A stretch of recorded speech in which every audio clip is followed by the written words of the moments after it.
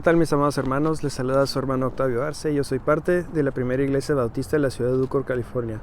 En esta ocasión vamos a estar hablando en nuestro tiempo con Dios del capítulo 22 de Lucas, en los versículos que van del 39 al 53.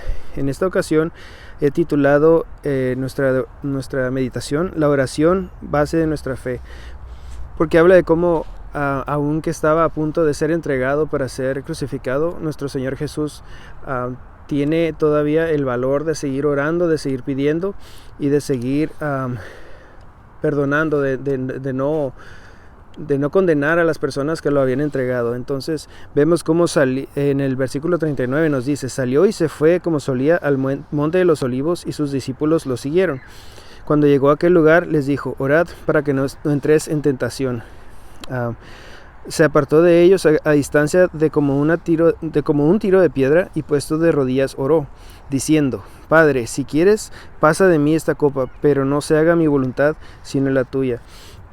Aquí podemos encontrar la primera enseñanza en estos primeros versículos, que debemos orar siguiendo el ejemplo de Jesús. Esta es nuestra primera enseñanza. Cómo Jesús, aún en ese momento de angustia, en ese momento de previo sufrimiento, él todavía encuentra fuerzas para seguir orando, para seguir pidiendo, para que la voluntad del Padre sea hecha y no la de él. Entonces él pedía en esta ocasión como si se podíamos pasar este episodio, esta copa que él menciona en ese versículo, que pasara de él, pero que no se hiciera su voluntad sino la del Padre. Entonces él está aceptando la voluntad del Padre. Es lo que debemos hacer. Debemos aceptar su voluntad, pero debemos orar para que el Padre nos escuche. Entonces vamos a seguir con la siguiente. En el versículo 45 y 46 nos dice: cuando se levantó de la oración y fue a sus discípulos, los halló durmiendo a causa de la tristeza.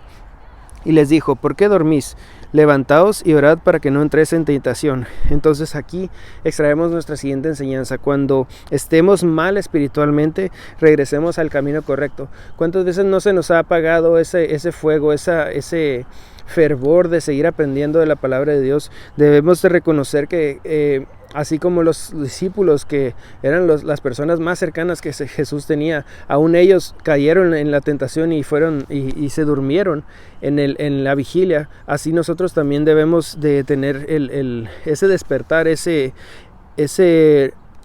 fervor de regresar a nuestro camino cristiano, a saber que si estamos haciendo las cosas mal, así tenemos que nosotros también volver al camino correcto. Entonces seguimos a la última enseñanza que podemos extraer de aquí.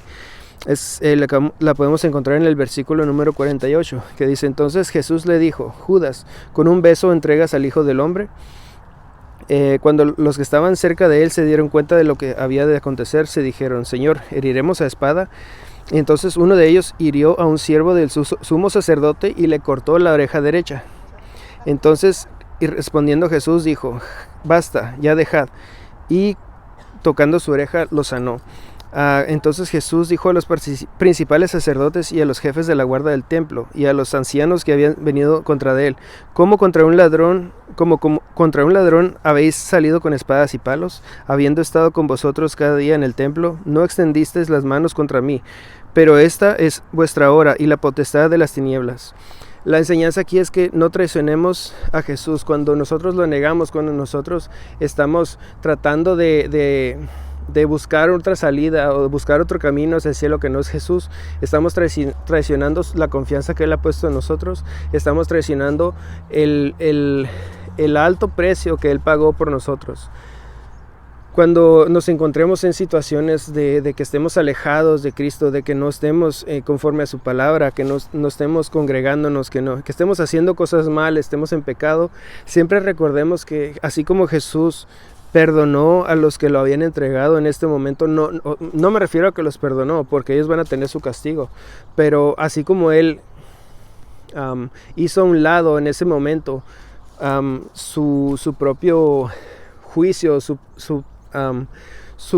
voluntad para hacer la voluntad del Padre, así nosotros hagamos a un lado nuestros nuestros pecados, hagamos a un lado las situaciones que nos hacen estar alejados de Cristo. Entonces siempre regresemos a Él, siempre busquémoslo y siempre imitémoslo, así como Él oró en ese monte de los olivos. Así nosotros oremos para que podamos ejecutar la voluntad del Padre. Espero y esta enseñanza les haya sido de gran bendición. Espero encontrarlos en una ocasión próxima. El Señor los bendiga. Hasta pronto.